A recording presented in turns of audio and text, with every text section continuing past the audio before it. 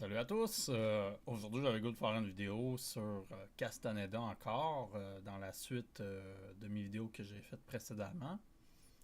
J'avais le goût de parler de Don Juan Matus. Je ne sais pas si je le prononce correctement, mais je voulais parler des enseignements que... Bon, en fait, ici, il faut considérer que Carlos Castaneda, quand il écrit ses livres, il est le personnage principal avec Don Juan.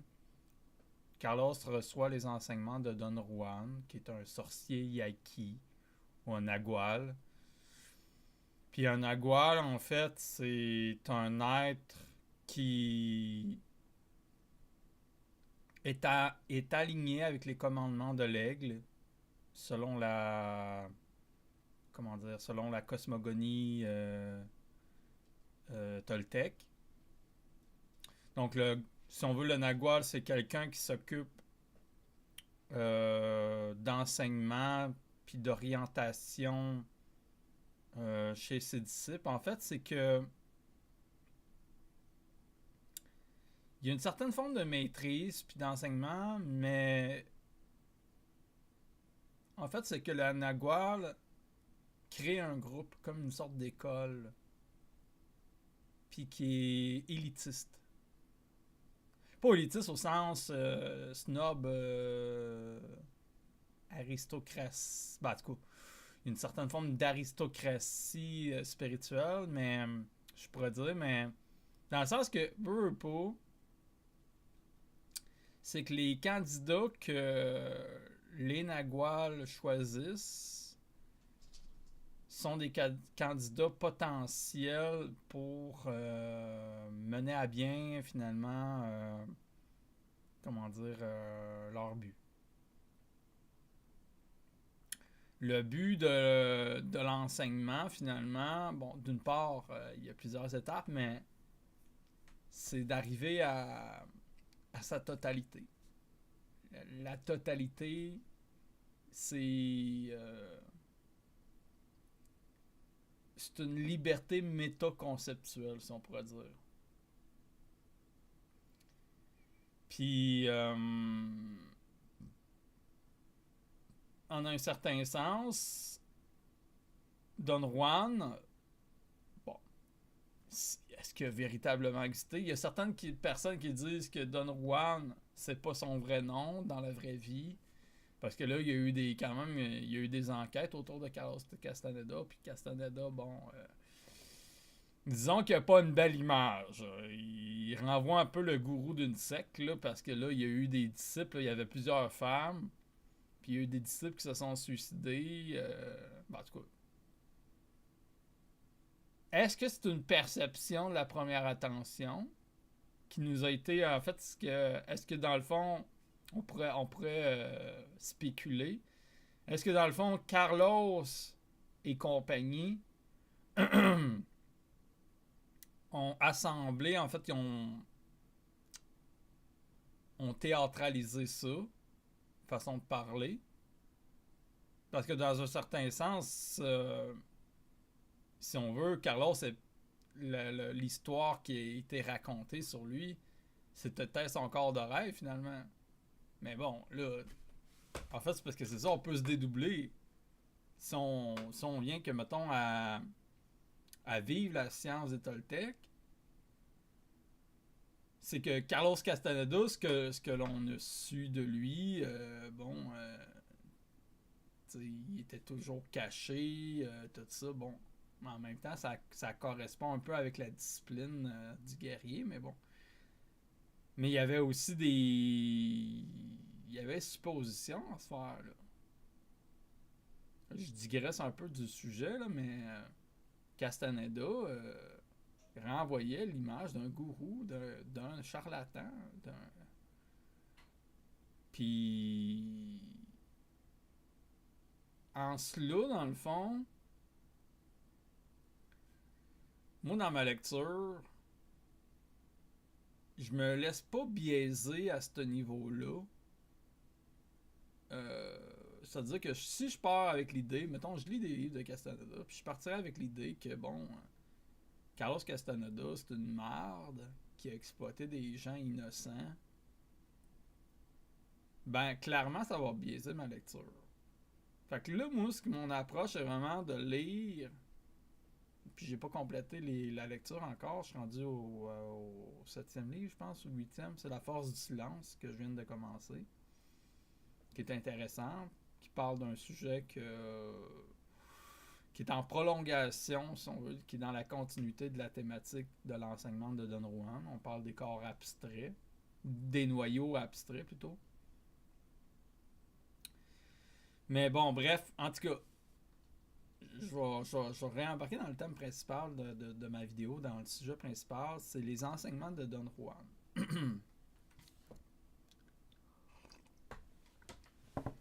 Les enseignements de Don Juan consistent principalement à la maîtrise de la conscience.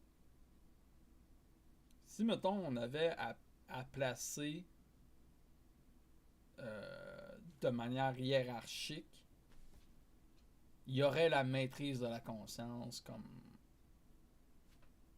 la première branche. Puis le reste en découle. Puis il y a deux voies dans la maîtrise de la conscience. Il y a la voie du guerrier, puis il y a la voie du sorcier. Puis ça, je vais pas faire une vidéo spécifiquement sur la voie du guerrier ou sur la voie du sorcier, mais je vais être concis, je vais être bref, parce que juste pour, mettons, la voie du guerrier, il y a beaucoup de détails, il y a beaucoup de... Comment dire... ça va être préparé comme vidéo, là. Il y a beaucoup de choses, il y a beaucoup de techniques, il y a beaucoup d'attitudes ou d'approches qui demandent des explications vraiment plus poussées. Fait qu'en gros, pour faire simple, la maîtrise de la conscience, c'est la capacité de pouvoir moduler son énergie afin de déplacer le point d'assemblage à volonté, puis de pouvoir le fixer à volonté. La maîtrise de la conscience, en réalité, c'est ce qui amène à la liberté ou à la totalité de l'être. Puis pour y parvenir, ben, c'est une discipline qui est mise de l'avant. Il y a un enseignement.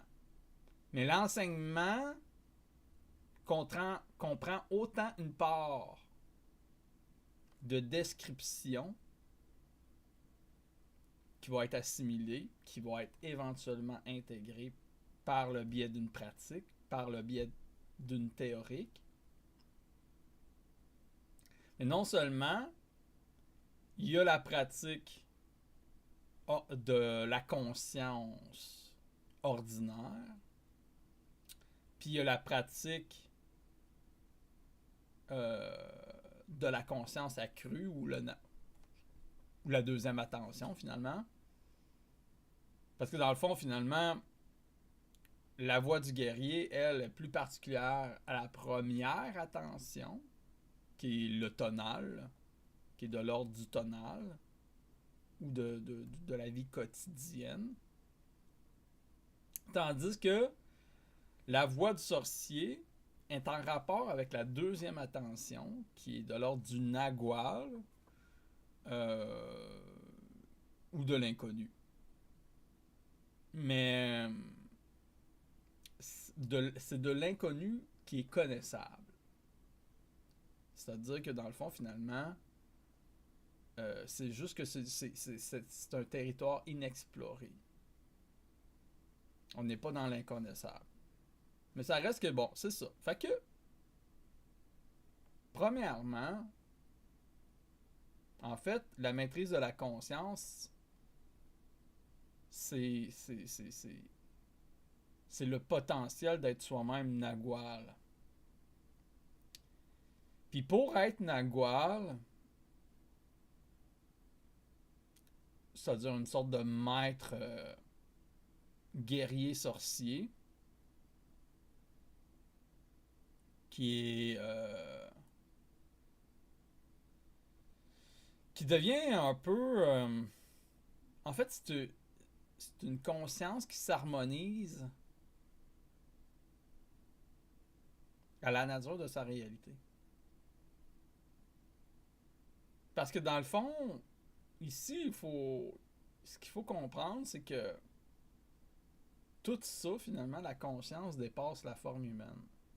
La forme humaine, si on veut, c'est une projection spécifique de modalité d'un monde qui est assemblé de manière à ce que ça soit de même. En fait, c'est que ce qui précède l'homme, ou la manifestation de l'homme, il y a le moule de l'homme, mais il y a, si on veut, de l'énergie ou de la lumière qui se révèle comme étant comme une forme d'entité, qui serait, si on veut, dans le supramental ou dans d'autres courants ésotériques, comme le double éthérique ou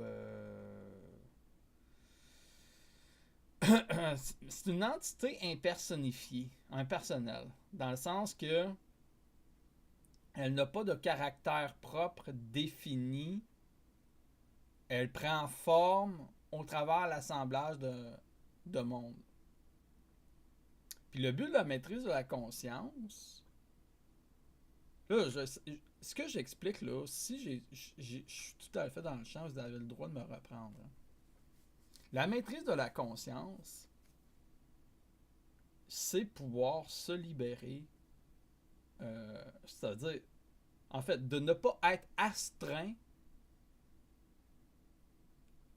spécifiquement à ce monde de mortalité. C'est de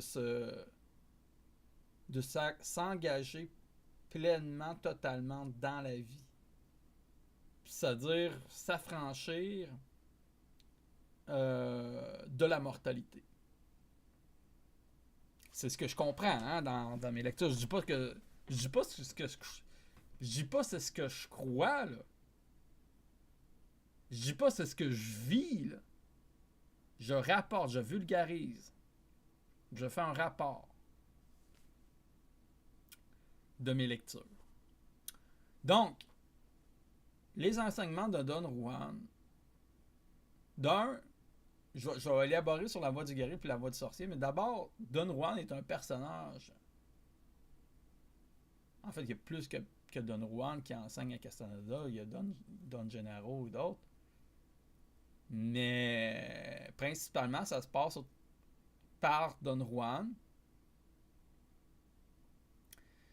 Puis Don Juan est quelqu'un qui a une parole assez juste. C'est quelqu'un qui a quand même un bon tonal. Dans le sens que, au niveau de la vie ordinaire,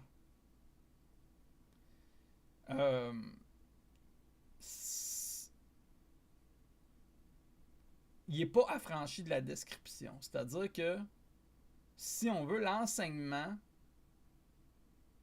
du Nagual, en tout cas de Don Juan plus particulièrement, doit passer par la description. C'est-à-dire, la description, c'est de l'ordre du tonal. C'est-à-dire que, dans le fond, c'est ce qu'on appelle dans le supramental la forme. Parce que la forme est initiatique.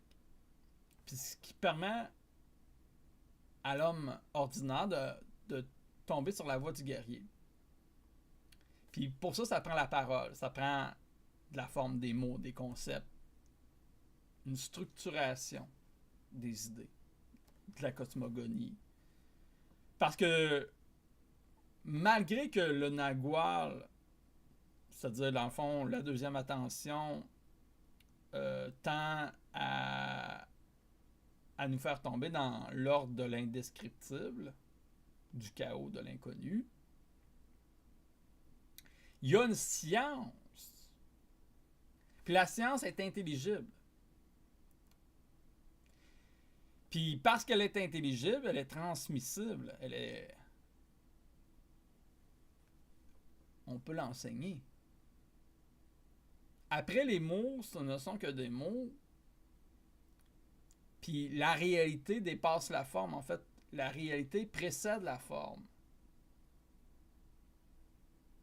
C'est pour ça que il y a toujours une certaine forme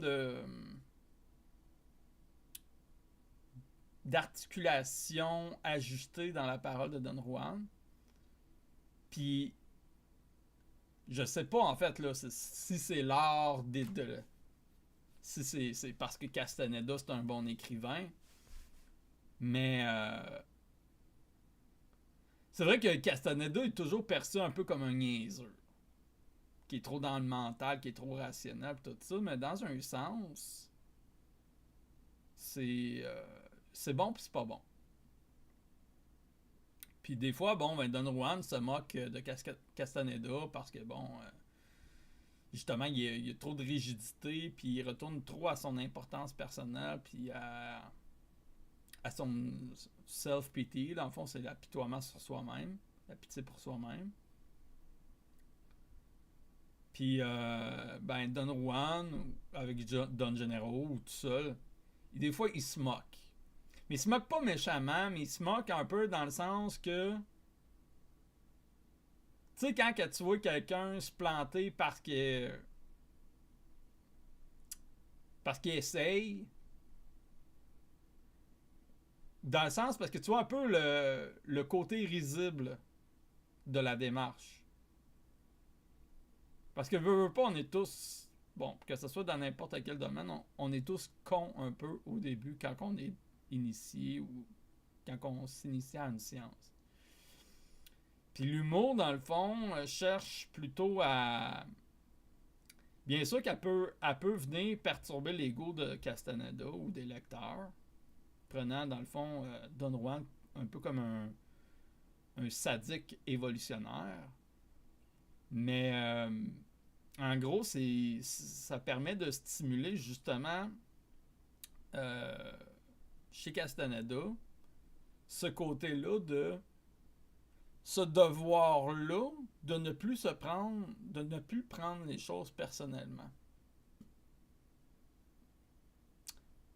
Puis bien que qu'est-ce qui a été écrit dans les livres, dans les faits, je sais pas qu'est-ce qu'il y en est. Mais il semblait quand même, au début en tout cas, il réagissait beaucoup, puis il réagit de moins en moins à ces soi-disant moqueries-là ou ces petites piques-là, tu sais, ces petites provocations-là au niveau de son orgueil. Don Juan, c'est quelqu'un qui dégage un côté mystérieux. Il y a toujours une longueur d'avance, en fait. Mais il est pas malicieux, c'est pas... il est pas dans l'optique de... Parce qu'il a vu que Castaneda, il y avait un potentiel. En fait, il a choisi Castaneda comme un disciple. Parce qu'il voyait, en fait... Parce que quand les voyants ou les naguals voient l'énergie ou le cocon lumineux, sont capables de distinguer si l'individu a un potentiel d'accéder à un niveau supérieur. Puis, bon, ben, Don Juan a bien choisi Castaneda parce que Castaneda, il a des propriétés des naguals, c'est-à-dire que là-dessus, je me rappelle pas exactement, mais au lieu d'avoir 2 parties, il y a 4 parties dans le cocon. En tout cas, je sais pas trop, quelque chose de même. Donc, il y a des prédispositions énergétiques, si on pourrait dire. Mais les prédispositions ne veulent pas dire qu'il va réussir la quête de la liberté ou d'atteindre sa totalité. Mais, en tout cas, à la lecture où je suis rendu, bien évidemment, je suis toujours dans un suspense. On va voir qu'est-ce qui s'est passé. Puis, mais c'est ça, fait que au cours des lectures, il y a les concepts,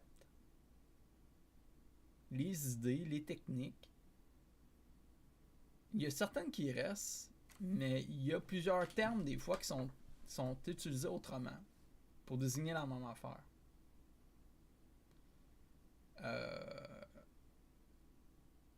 Tu sais, au début, bon, avec les histoires personnelles, Voyage to Ixtlan, tout ça, ben, on utilisait plus le terme de Nagual, tonal, Nagual, pour désigner la première, deuxième attention. Après ça, ben, c'est devenu la première, la deuxième attention. Tu sais.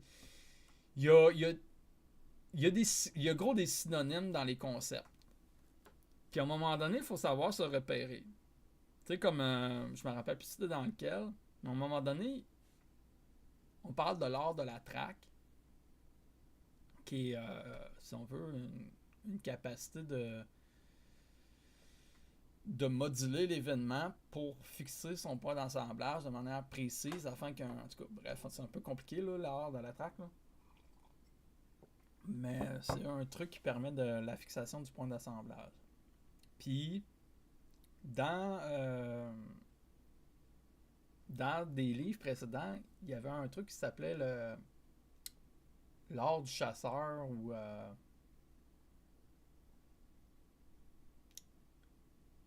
quelque chose par rapport à la chasse. Puis c'était en lien avec la chasse du pouvoir où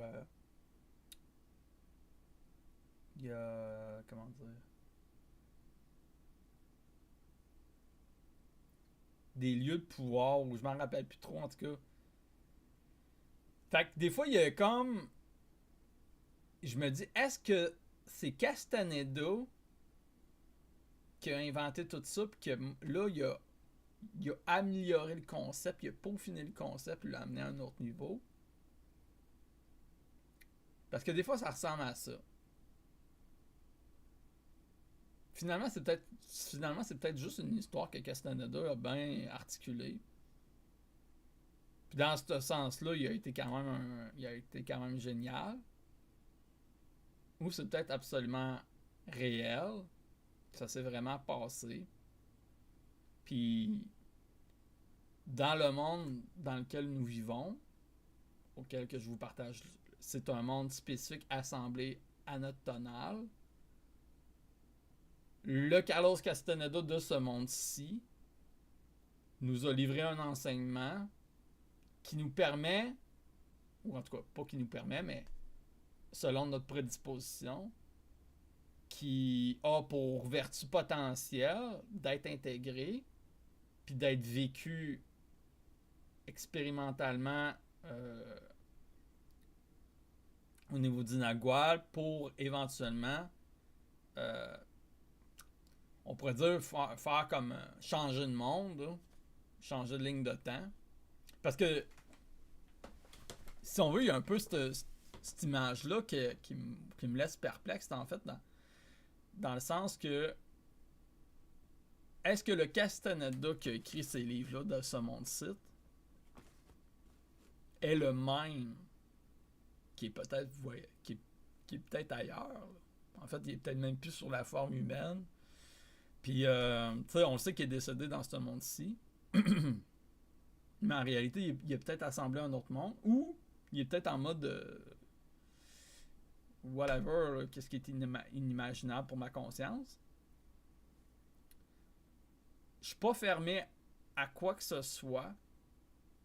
Mais c'est pas parce que je suis pas fermé à quoi que ce soit que j'ai une idée fixe aussi.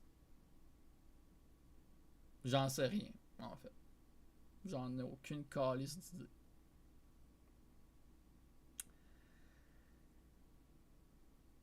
Don Juan était le Nagual de Castaneda, puis Don Generao était le bénéfacteur. Le bénéfacteur, c'est... Je me trompe pas, c'est celui qui s'applique plus dans l'art de la sorcellerie.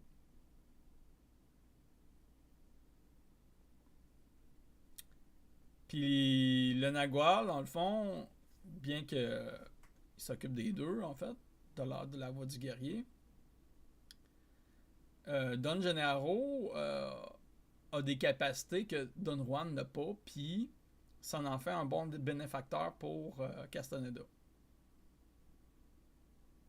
Puis souvent, il fait des affaires bizarres, puis tout ça, puis pour, euh, pour déplacer le point d'assemblage de Castaneda. Il vit comme ce qu'on pourrait appeler des hallucinations, des altérations de sa conscience ordinaire. Puis il vit des expériences qu'on pourrait qualifier de voyage astral. Hein? Parce que veut pas, c'est l'art du rêve, il parle même de corps de rêve. Hein? Donc, si on veut, bien évidemment, le disciple ou l'initié va avoir sa propre relation au Nagual. Puis c'est là que dans le fond, il est indiqué que il y a un voir, c'est-à-dire il y a une perception spécifique à la deuxième attention qui est autant c'est comme quelque chose qui nous parle. C'est comme un savoir. Il parle de connaissances silencieuses dans le livre. Là. Parce que ça ne s'articule pas au travers le langage. Tu le sais, tu vois des choses, mais les choses ne sont pas arbitrées par la raison.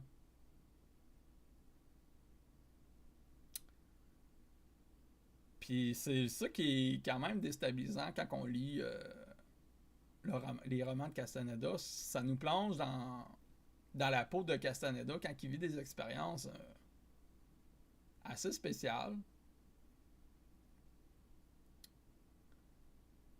Bon, des fois, il y a un peu des paradoxes parce qu'il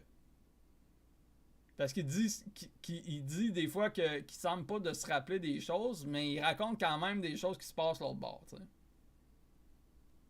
Des fois, il y a un petit peu des paradoxes, il y a des contradictions. Pour ça que je pense qu'il faut faire preuve de discernement, puis aller, comme moi, ce que je fais, c'est que oui, je prends en compte les expériences de Castaneda, mais en fait, c'est l'enseignement de Don Juan qui est intéressant. Bien que les expériences que Castaneda vive viennent un peu étayer, agrémenter, accompagner les enseignements de Don Juan. La voie du guerrier, là je vais vous parler de la voie du guerrier puis la voie du sorcier, qui font partie un peu de la branche de la maîtrise de la conscience, parce que finalement, sont complémentaires. Il n'y a pas genre, bon, ben, il y a les guerriers, puis il y a les sorciers. Le guerrier, dans le fond, la voie du guerrier, si on veut, le but optimal, c'est de devenir impeccable. Puis l'impeccabilité de l'être, qui n'est pas une finalité en soi, mais plutôt une étape cruciale, un état d'être potentiel, qui a pour fonction de... Ce qu'il faut comprendre, là, en fait, c'est que l'homme, ou en tout cas la conscience, la lueur de la conscience, vient avec un capital d'énergie. Puis cette énergie-là est dilapidée dans la première attention, dans la conscience ordinaire, au travers de notre orgueil, au travers notre propre représentation personnelle, nos croyances, nos jugements de valeur, le fatras de l'île du tonnerre, hein, le désordre d'informations, le cumul, la collection de l'inventaire qui est de l'ordre du tonal ou de la première attention. L'apitoiement sur soi-même, en fait, plein d'affaires. Le fait de toujours avoir une pensée, de toujours avoir une voix qui nous parle, comment dire, une pensée finalement. Tout ça consomme de l'énergie. Puis le but, en fait, pour revenir à l'impeccabilité, c'est d'optimiser son expérience en tant qu'humain, en tant qu'homme, afin de préserver ses énergies. Puis là, il y a plusieurs techniques. Il y a le stopper le monde. Il y a il y a le ne pas faire. Il y a l'abolition de la suffisance personnelle, de la pitié pour soi-même, l'histoire personnelle, l'importance personnelle. Bref, je veux pas faire ma vidéo sur la structure des choses parce que c'est un peu complexe. Il y a la folie contrôlée, il y a le fait d'avoir un chemin qui a du cœur, mais il y a le fait de savoir que la mort est à nos côtés. Puis c'est une philosophie. Si on veut, la voie du guerrier est de l'ordre des sagesses philosophiques pratiques, mais qui a une finalité métaphysique, si on pourrait dire. Parce que dans le fond, l'énergie, c'est pas l'énergie de mon corps. C'est l'énergie de ce qui précède mon corps. On pourrait parler d'énergie vitale. Puis cette énergie-là vitale, mettons, si on a de la sexualité débridée, ben, il y a du gaspillage. Il y a du transfert. En fait, c'est. Je sais pas s'il faut tant voir ça comme du gaspillage, comme un genre, on a une banque d'énergie, mais c'est plutôt dans le fond, on a un statut énergétique qui est. Je vais parler autrement. On a un statut énergétique qui est équivalent à chaque jour, on va dire. Je vous mets en perspective, en situation. À chaque jour, on a 100% d'énergie. La problématique, c'est qu'est-ce qu'on fait de cette énergie-là?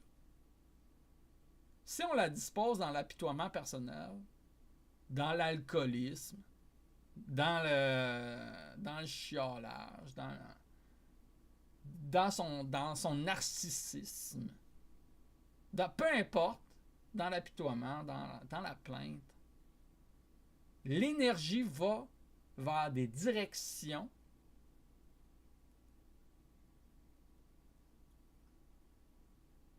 en fait, l'énergie s'accomplit de manière maladroite. Elle n'est pas l'énergie en fait, c'est que si on veut, dans un certain sens, on pourrait dire qu'elle est infinie. On pourrait dire qu'elle est infinie. Mais si tu mets ton infinité dans des trucs lamentables, disproportionnés, tu ne pourras pas atteindre le niveau d'impeccabilité.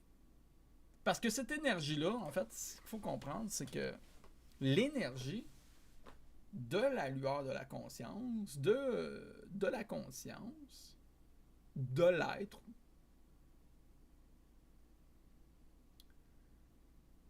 est cruciale pour la maîtrise de la sorcellerie. Ah là, j'ai dit un gros mot, sorcellerie. Ah! Lucifer!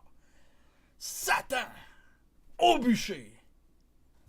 Mais si de la sorcellerie, en fait, je vais définir ce que c'est la sorcellerie chez les Toltecs. Bien évidemment, ici, la sorcellerie peut être vue de plusieurs manières. Parce qu'effectivement, il y a eu des Naguals, en fait des Toltecs, des voyants, qui ont utilisé la sorcellerie à mauvais escient. Mais ils n'étaient pas des guerriers. Et c'est en cela que, dans le fond, les nouveaux voyants ont mis dans leur enseignement la nécessité de devenir des guerriers impeccables. Parce que justement, il y a eu des dérives. Mais bon, ok, je vais expliquer c'est quoi la sorcellerie. La sorcellerie, c'est quoi? Ben, la sorcellerie, d'une part, c'est la capacité de pouvoir diriger l'intention. L'intention, si on veut, habite l'énergie. En fait, tout dans l'univers,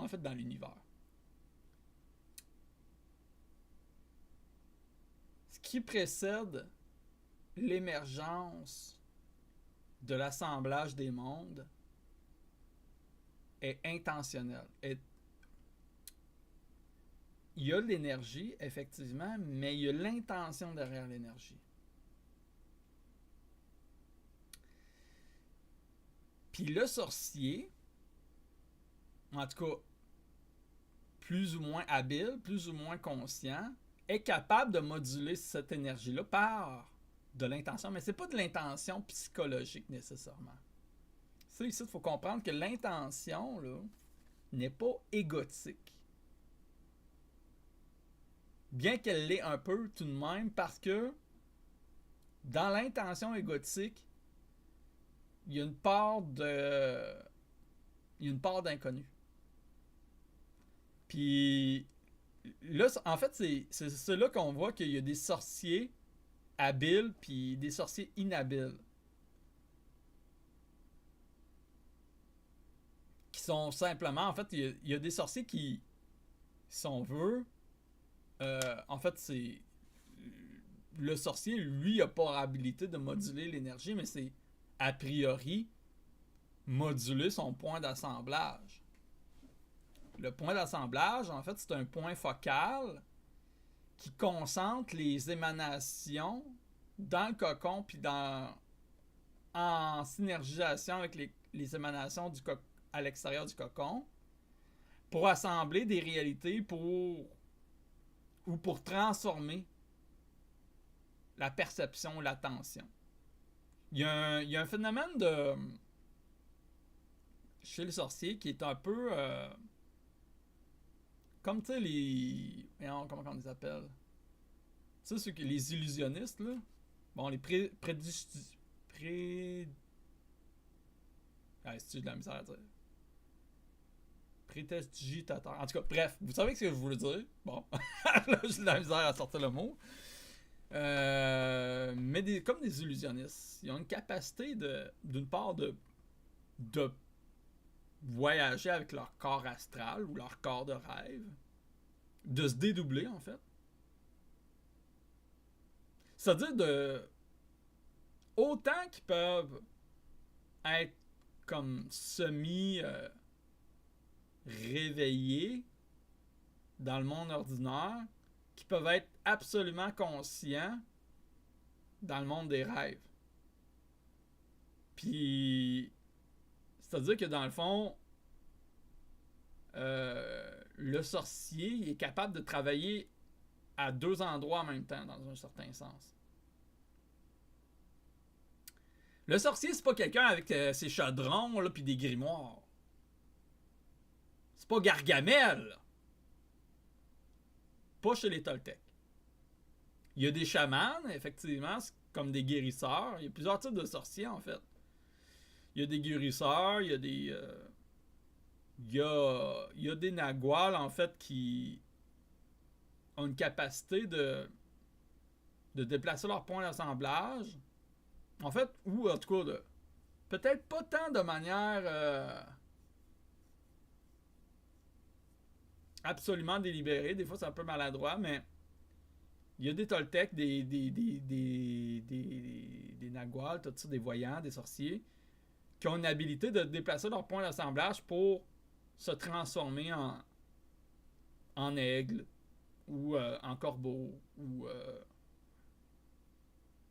Il y a plusieurs fonctions de la conscience dans sa capacité finalement transformatrice.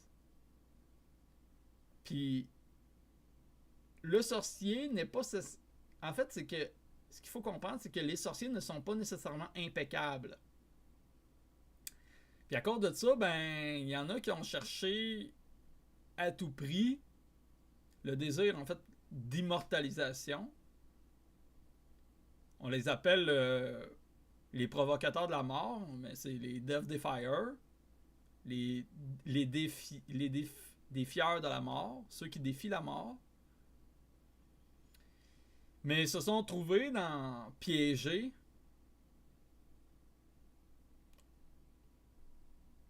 comment dire, dans une certaine boucle. Ils sont piégés dans leur cocon, finalement. Puis ils sont comme un peu immortels, façon de parler. Ils sont pas immortels, mais parce qu'ils n'ont pas le choix de se nourrir d'énergie. Puis les anciens voyants, ben, selon Castaneda, selon les Toltecs, il y a beaucoup d'anciens voyants qui ont pris cette voie-là parce que justement, ils n'ont pas fait la découverte de la liberté totale. L'extraction de l'œuf, du cocon lumineux. Mais bref, en tout cas, qu'est-ce que le sorcier? Le sorcier, c'est... C'est là, quand on entend le mot sorcier, là, il faut neutraliser la forme. Si tu entends le mot sorcier puis tu réagis émotionnellement, négativement ou positivement, tu pourras pas vraiment percevoir ce que c'est le sorcier. Le sorcier, c'est... En fait, c'est un homme de connaissance. Le sorcier, c'est un homme de connaissance, mais c'est aussi... C'est quelqu'un qui a une certaine forme d'habilité dans le monde du rêve, dans l'astral, C'est quelqu'un qui est capable d'accéder à des états de conscience différents. De voir des choses non communes. Mais ça veut pas dire parce que t'es sorcier que t'es impeccable. C'est là que ça a été l'erreur des anciens voyants. Parce qu'il y a beaucoup d'anciens voyants qui étaient orgueilleux, qui étaient trop enfermés dans leur histoire personnelle, attachés à la forme en réalité. Puis ça a joué en leur défaveur au niveau de l'énergie. Il y avait effectivement des habilités naturelles à la sorcellerie, mais ils se sont dilapidés dans leurs propres illusions, dans le dépotoir de la conscience.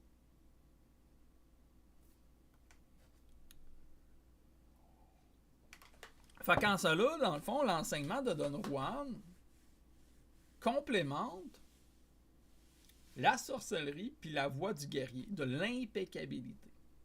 Parce que l'énergie, pour en revenir à l'énergie,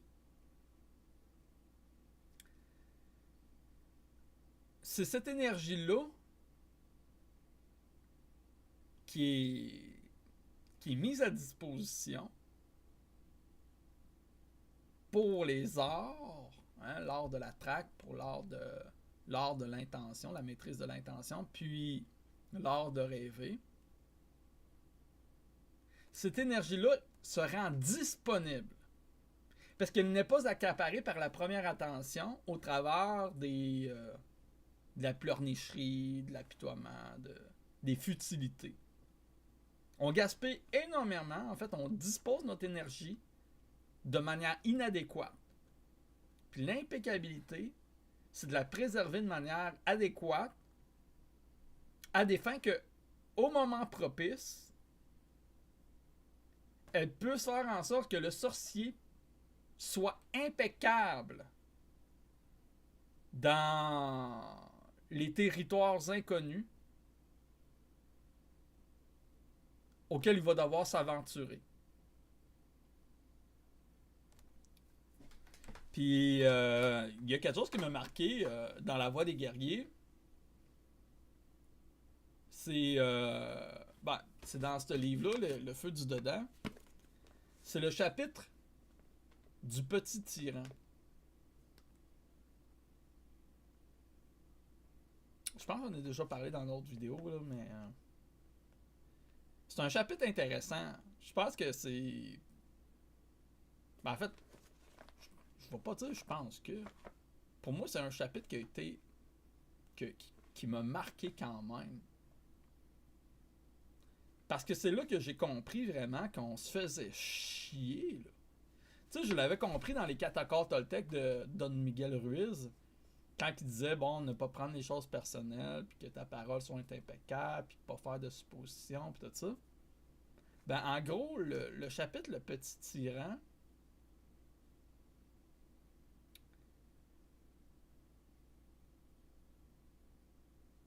son optique est vraiment de... En fait, ça fait partie de l'enseignement de Don Juan, mais parce que lui, il raconte une histoire. Puis l'optique de tout ça, c'est qu'on puisse travailler sur notre propre suffisance personnelle. La self-importance.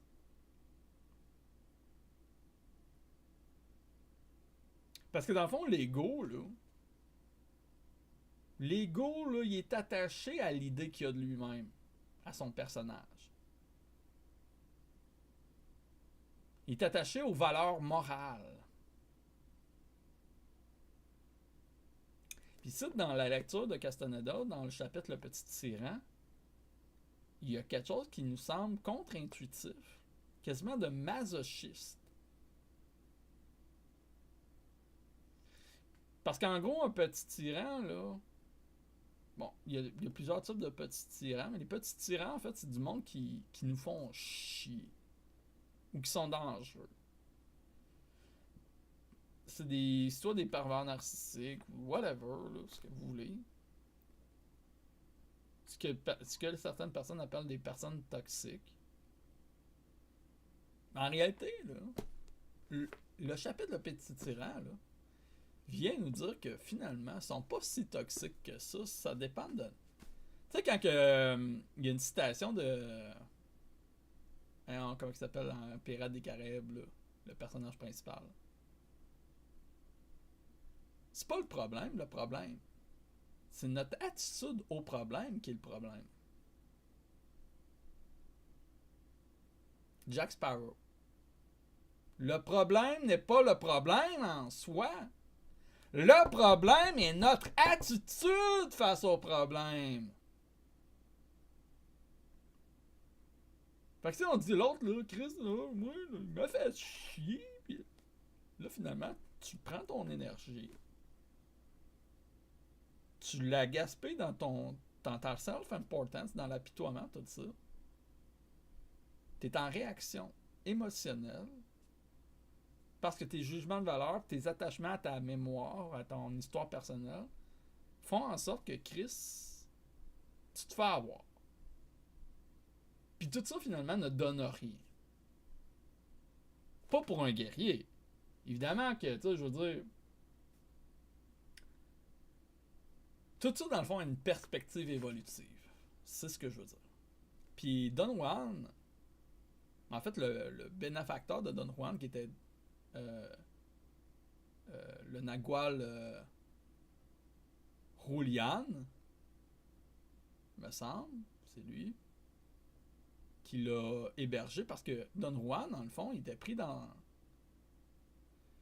pour travailler avec des contremaîtres là, brutales. Il a travaillé 2 fois pour ce contremaître-là. La première fois, là, il a failli crever. Parce qu'il s'était sauvé, puis tout ça, puis le contremaître l'a tiré dessus.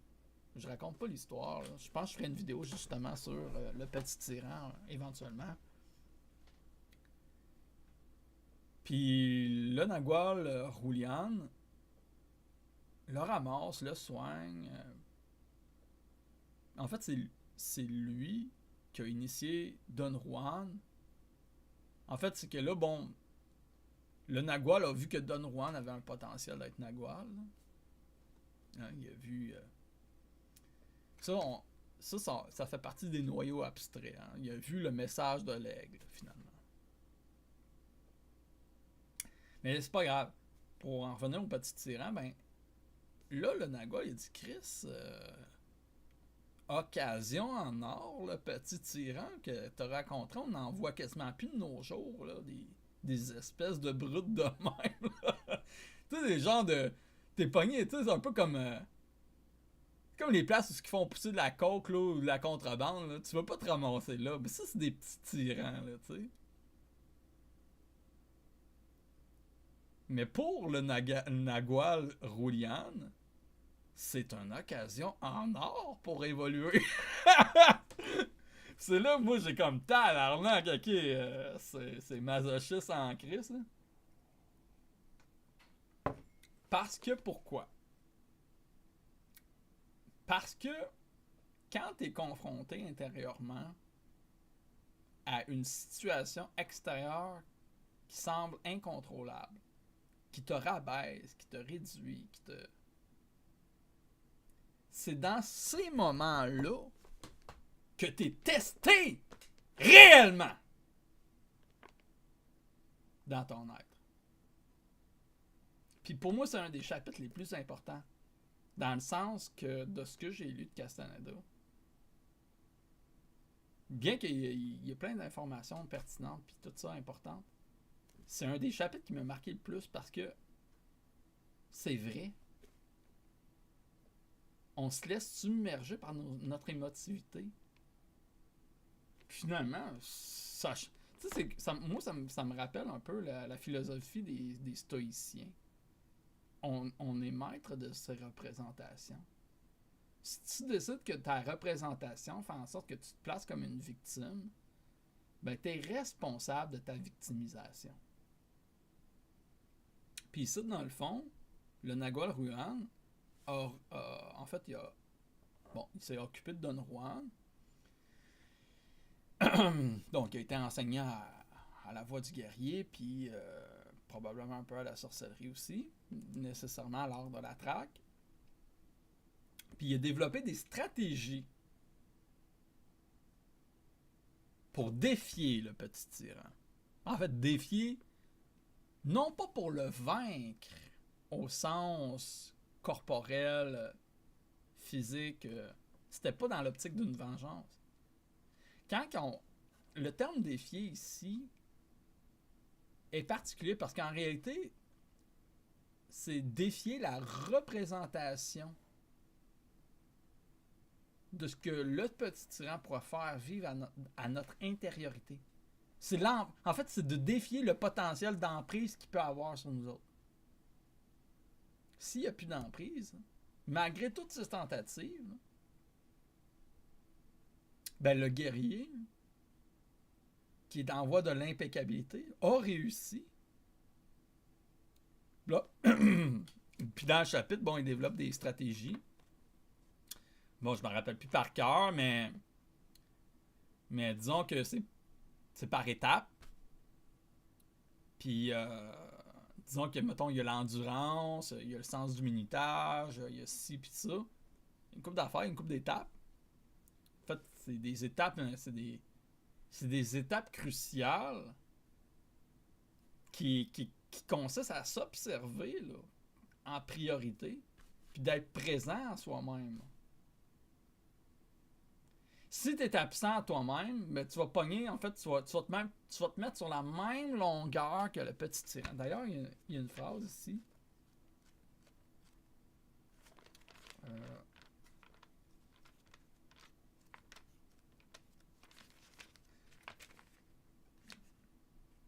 Quiconque se met sur le même plan que le petit tyran est vaincu. Agir en colère, sans contrôle ni discipline, n'avoir pas d'endurance, c'est être vaincu. Ça veut dire, dans le fond, si tu pognes dans le game là, du tyran, c'est que tu travailles au niveau de ta suffisance. En fait, c'est que t'as pas assez travaillé au niveau de ta suffisance personnelle. T'es trop important.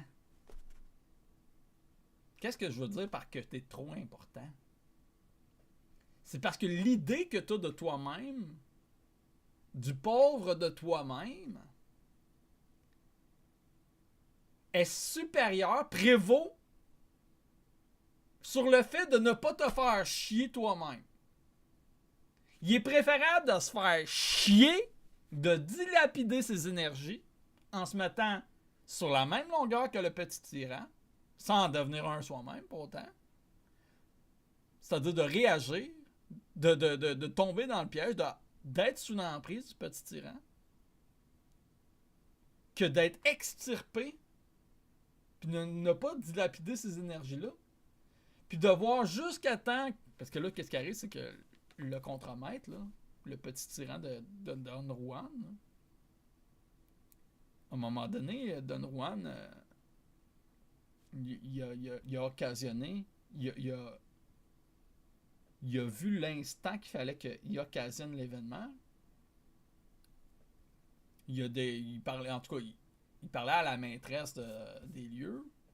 Puis le contremaître l'a entendu. Puis là, qu'est-ce qui est arrivé, c'est que quand Don Juan est sorti, il est allé tout de suite dans un établi où il y a des une écurie, je veux dire, où il y a des chevals. Il a été se cacher là. Puis le contremaître l'a poursuivi pour aller le buter, là. Ou pour aller... Mais Don Juan, il savait qu'est-ce qui allait se passer. Il était pas dans une optique de vengeance. Le petit tyran s'est pris à son propre piège. Don Juan, il a juste vu. Puis c'est là que quand t'es dans... C'est là que, en fait... C'est là que, dans le fond, il a maîtrisé l'intention. Parce que la maîtrise de l'intention, c'est pas de l'intention psychologique, là. Ça me tente d'avoir ça, je désire ça. C'est pas du souhait, l'intention, là.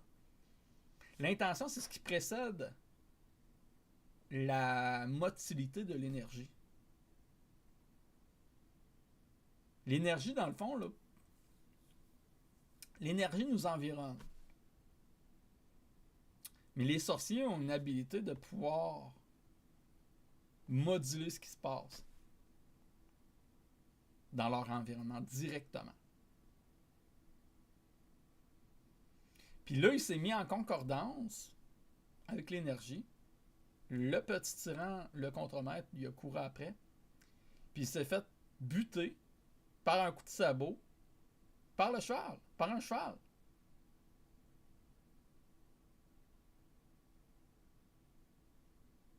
Tout était... En fait, c'est même pas que c'était préparé. Hein. C'était même pas calculé. Parce que ça s'est fait de manière spontanée, cette affaire-là. C'est ça qu'il faut comprendre du chapitre. En tout cas, pour moi, c'est un des chapitres les plus importants. Là.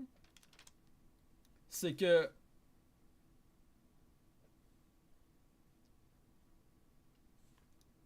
Don Juan, il a compris que là, c'était le moment. Il y a comme un... C'est comme un moment... dans les autres livres, il parlait de saisir le petit cube de chance, là, mais c'est un moment de ce genre-là. C'est un moment comme... Tu le sais, ok. Tu l'as même pas réfléchi, là. Tu l'as vu, c'est ça. T'agis. C'est la volonté qui t'habite. La volonté qui t'habite va nécessairement donner un résultat qui ne t'est pas défavorable. Puis là, dans le fond, c'est sûr que ici, de la manière que je m'explique avec des mots qui sont, comment dire, au sens trivial, vous ne pourrez pas me comprendre. Il faut le lire pour comprendre. Mais, en gros, finalement, si Don Juan avait été sous l'emprise psychologique, qui avait dilapidé ses énergies dans l'apitoiement personnel, dans la frustration, voire même dans les désirs de vengeance, il aurait probablement crevé. Parce que s'il y aurait eu l'arrogance de défier directement le contremaître, il n'aurait pas pu voir.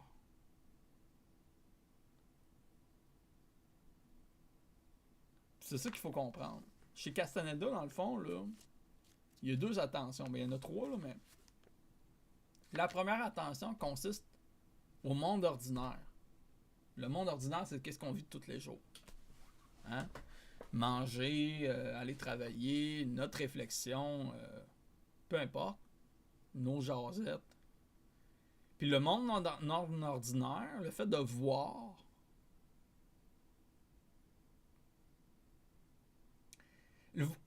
c'est parce que le mot voir sous-tend l'idée d'un regard différent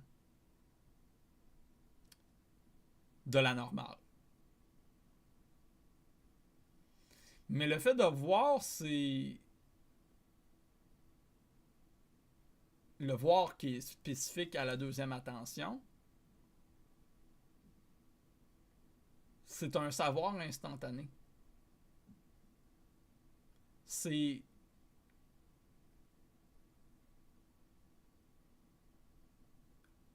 Comment dire? C'est comme une intelligence qui te transperce.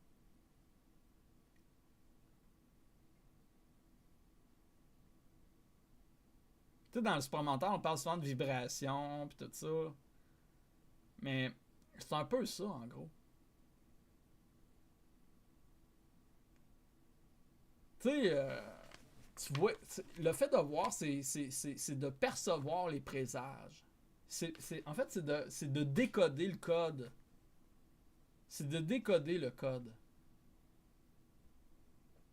Puis ça demande la connaissance silencieuse, ça demande une discipline. En fait, à chaque jour, là, on est bombardé de messages qu'on ne prend pas en compte parce qu'on est aveugle. Parce qu'on dilapide nos énergies dans la distraction.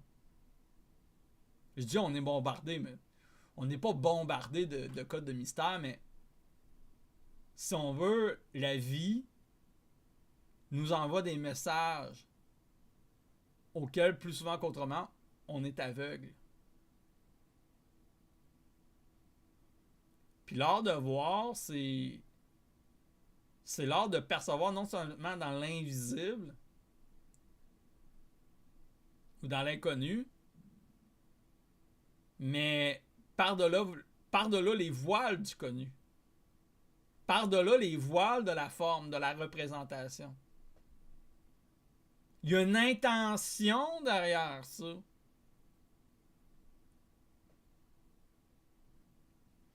Puis, c'est même de se désengager.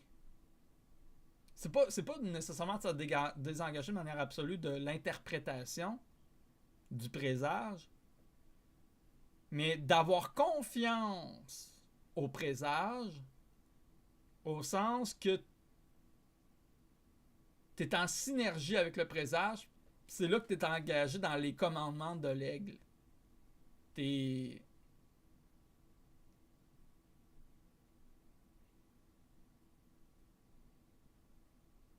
Si on veut, dans le fond, là, c'est une manière de langage que l'intention, l'aigle ou la vie, whatever, comment on appelle ça, c'est un langage subtil qui est pas formalisé avec des concepts et des mots. C'est pour ça que les Toltecs parlaient de connaissance silencieuse. Puis qui se manifeste finalement En fait, il y a plusieurs façons dont ça se manifeste. D'ailleurs, justement, dans le livre, La force du silence, ça introduit un peu à cette idée-là. Mais là, je suis rendu au 2e chapitre. Fait que c'est intéressant.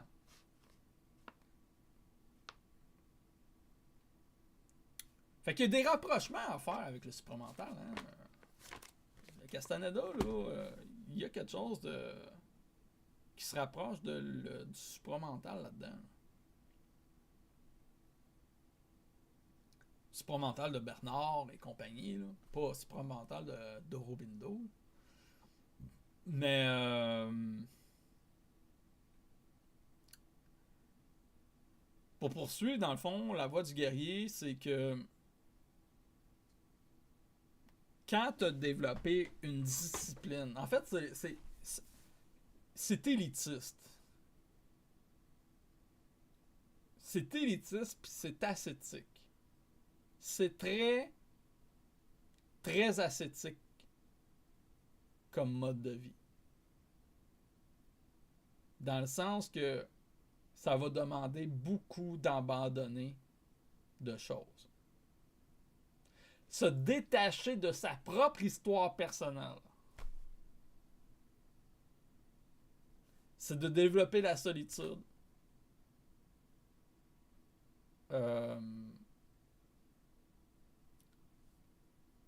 Je ferai une vidéo juste sur la voie du guerrier. Puis je pense que je vais la faire en plusieurs épisodes selon les techniques ou les enseignements.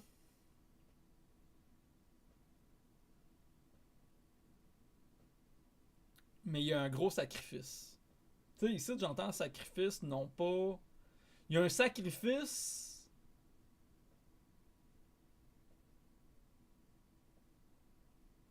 Il y a un sacrifice du sens commun. Il y a un sacrifice de la banalité du quotidien. En fait, non pas du quotidien, mais il y a un sacrifice des pressions sociales, familiales. On est vraiment ici dans une perspective individualiste ou individuationniste, dans le sens que tu peux pas choisir la voie du guerrier puis avoir des préoccupations comme une famille puis un travail, ou en tout cas oui, mais dépendamment quoi. Je sais que dans les livres de Castaneda, Don Juan, Don Generato, ils ont de l'air à, comme travail, ils ont de l'air à ramasser des plantes.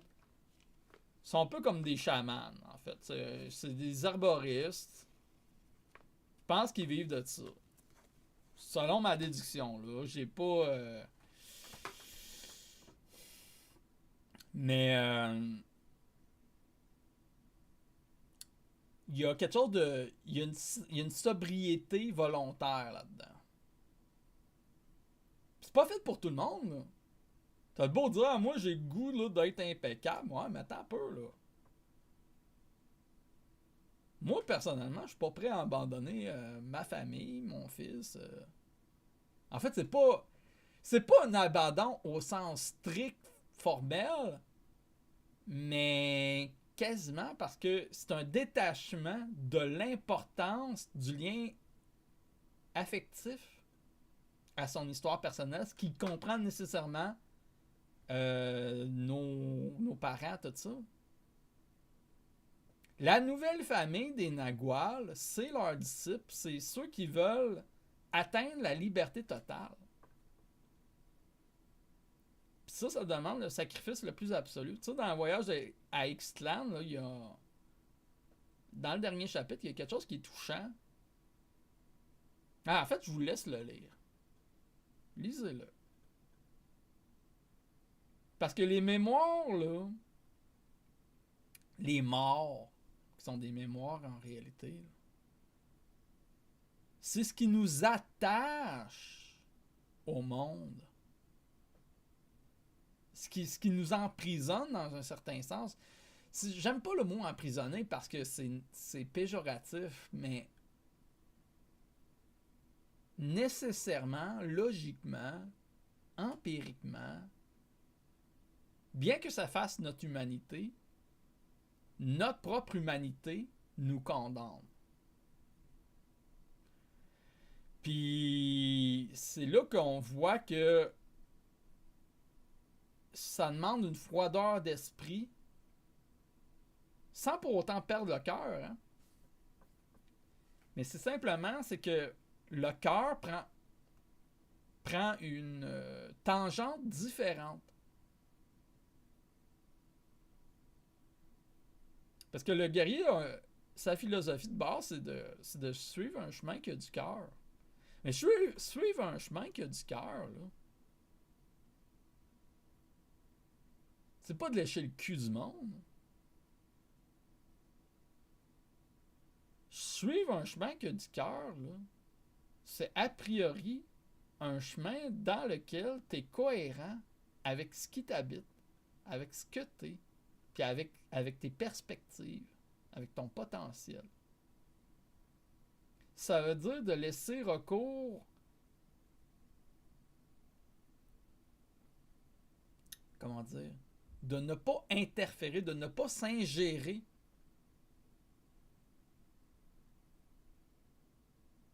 dans la vie des autres. C'est de s'occuper de son cul. Parce que c'est déjà suffisamment une job pour les Naguals, pour ceux qui veulent atteindre la liberté totale.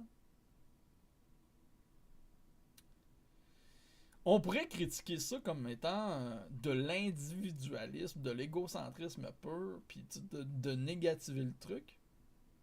Mais c'est indiqué que c'est pas fait pour tout le monde. Par essence. Même si on a tous un peu un potentiel de naviguer dans le Nagual, dans l'inconnu.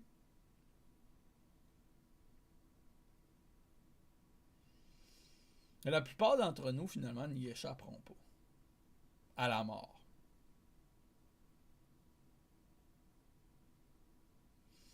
Puis c'est plate à dire, mais tu sais, moi je me fais avec l'idée, tu sais. Je suis pas assez discipliné pour devenir un guerrier. Il y a des choses que, tu sais, que j'essaie de mettre en pratique, d'intégrer.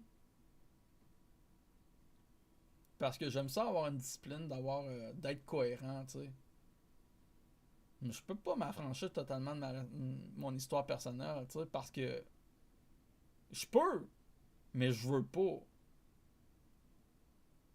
Tu sais, moi j'ai des chats, j'ai des attachements, tu sais, je veux dire, j'ai... Fait que, tu sais, c'est là qu'il faut comprendre qu'il faut faire attention. Faut savoir s'écouter. Quand on lit ça, tu sais, oui, on prend des notes, oui, ça nous parle, mais c'est extrêmement exigeant. Quelqu'un qui veut se lancer dans la voie du guerrier puis de la sorcellerie puis dans la voie du Nagual, en réalité, c'est quelqu'un qui abandonne là, toutes les futilités du monde normal. Là. Il n'y a plus d'apitoiement dans l'alcoolisme. Il n'y a plus d'apitoiement dans... Steve Trump, il y a plus tu t'ingères plus là-dedans, c'est plus de tes affaires. Tu t'occupes de ton cul, that's it. C'est quelque chose d'absolument individualiste. C'est-à-dire, pas dans le sens que ça va devenir compromettant pour les autres. Mais dans le sens que c'est... Dans le sens que dans la vie, là, il t'est donné un capital de temps. C'est pour ça que dans la philosophie du guerrier, il y a 3 critères. Il y a 3, piliers fondamentaux. Avoir un chemin qui a du cœur. Atteindre l'impéccabilité. puis de savoir que la mort est à nos côtés. C'est 3 piliers fondamentaux dans la voie du guerrier. Puis si tu n'as pas intégré ça, tu ne pourras pas devenir un guerrier. Parce que, en fait, tu ne pourras pas devenir impeccable. Parce qu'il y a dans... J'étais en train quasiment de faire la vidéo sur la voie du guerrier, là, mais...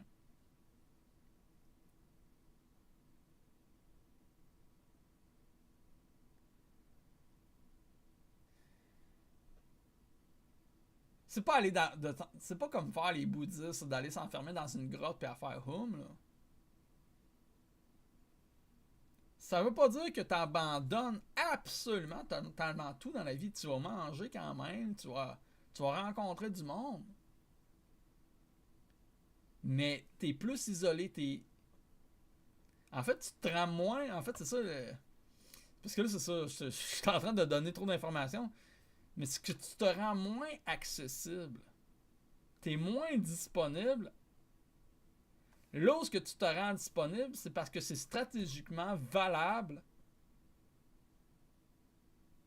pour soit l'évolution d'un autre, ou soit ta propre évolution. C'est toujours stratégique.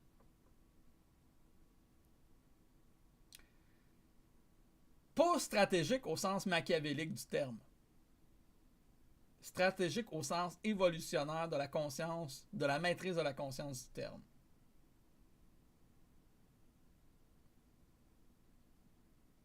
Puis quand que, ben, tu deviens... T'as une vie un peu reclus, mais reclus, ça veut pas dire inactif, hein? C'est extrêmement actif. T'explores l'inconnu, là. Autant de manière empirique terrestre que de manière astrale ou whatever, là.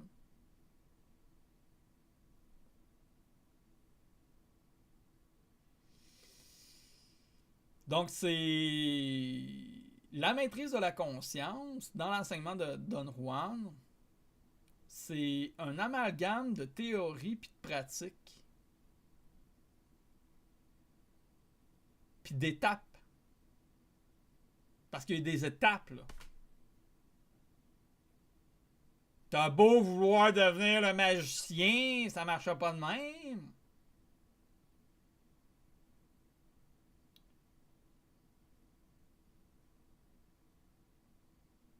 C'est pas...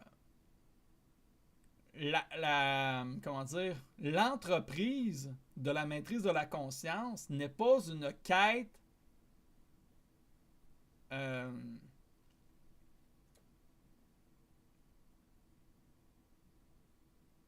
n'est pas une quête empreinte d'orgueil.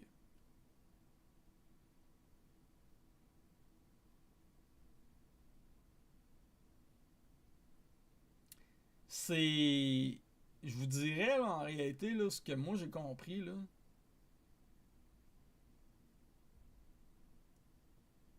c'est dans le livre Le Don de l'Aigle, c'est que il y a des commandements, pas des commandements divins ou les commandements en fait sont de l'aigle. C'est pas des ordres. C'est des conditions.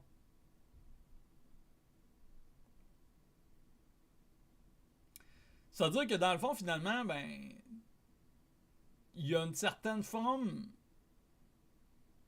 Il y aurait une certaine forme de libre arbitre chez Castaneda, chez les Toltecs, qui permettrait soit d'adhérer aux conditions de ton potentiel, qui est en alignement avec l'aigle,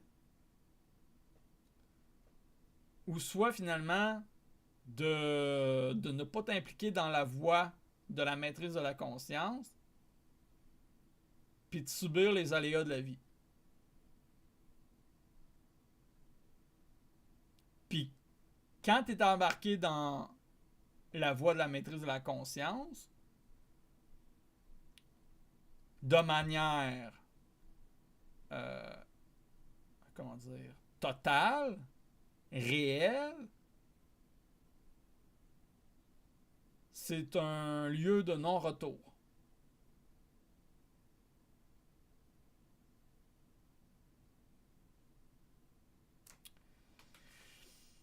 Puis tu sais, moi j'ai remarqué quand même que l'humain a un pouvoir créateur qui dépasse la spéculation scientifique, philosophique. Quand que Don Juan parle de la maîtrise de l'intention, moi je peux vous dire que je l'ai vu.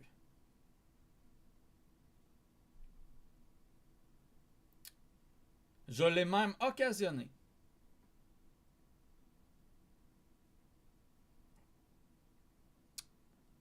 J'étais dans... Probablement, bon, évidemment que moi je vois pas mon point d'assemblage, mais mon point d'assemblage a été altéré de manière un peu comme... c'est comme si...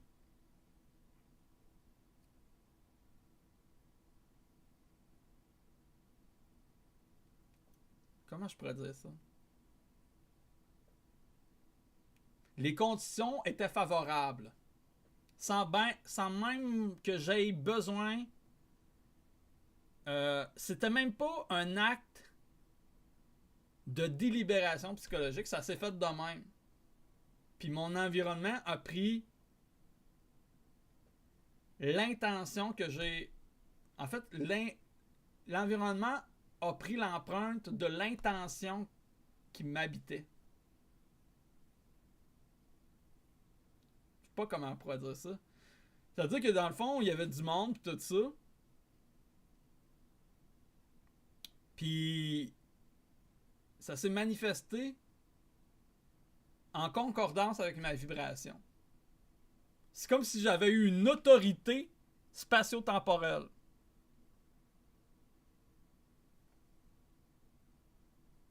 Je sais pas si vous voyez ce que je veux dire.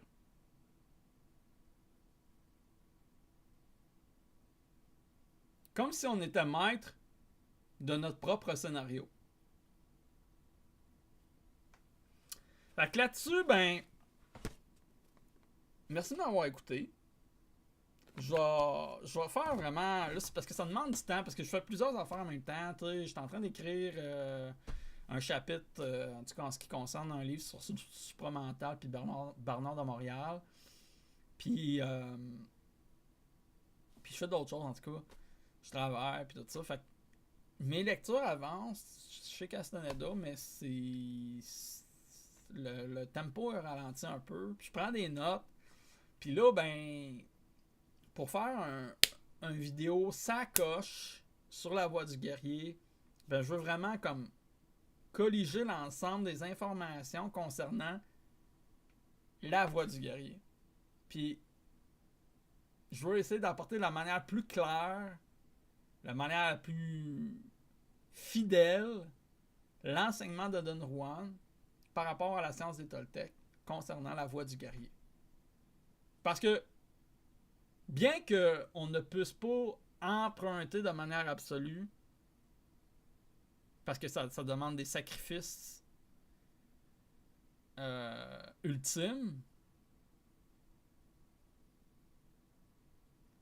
ça peut nous apporter des clés quand même dans la vie de tous les jours. Fait que je vais m'arranger pour travailler le truc, ça va être préparé, ça va être structuré. Ça sera pas fait à l'improviste comme là. Hein. Mais quand même, ce que j'ai fait là, ça a de l'allure. Tantôt, là, j'étais comme dans ma salle de bain, bon, comment que je vais organiser ça? Je m'étais dit que ça va durer 10 minutes, puis ça a duré 1h30 pratiquement, t'sais. Parce que quand on fait confiance, là, en fait, c'est même pas une question. Quand on se laisse aller, quand il n'y a pas d'interférence à l'intérieur, quand il n'y a pas de parasitage, quand il n'y a pas de... C'est là qu'on peut parler réellement. C'est c'est là qu'on peut vraiment comme si tu veux trop bien faire, ça va créer des blocages.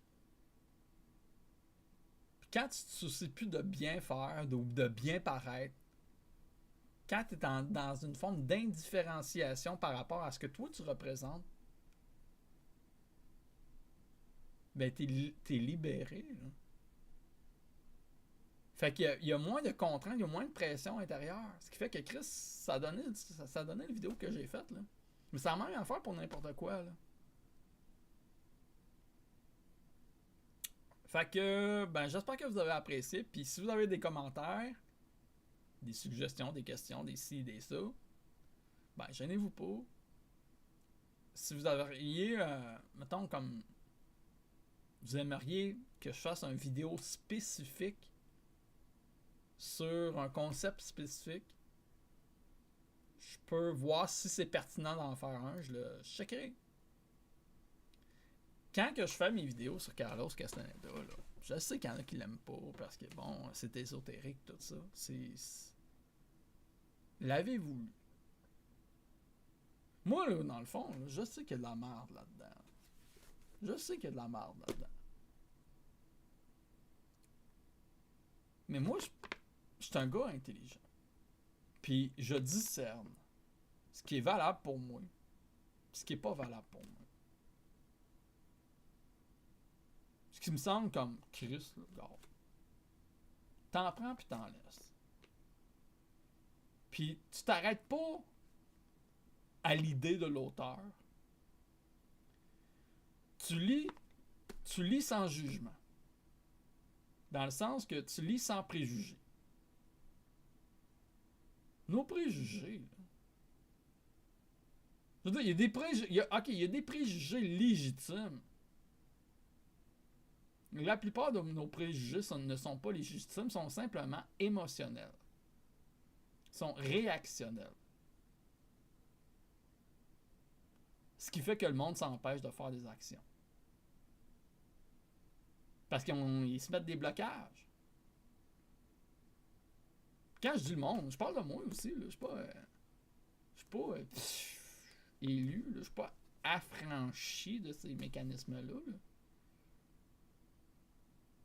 Je suis enclin aussi à des pulsions, à des réactions. Là. Mais je le sais. C'est déjà quelque chose à savoir.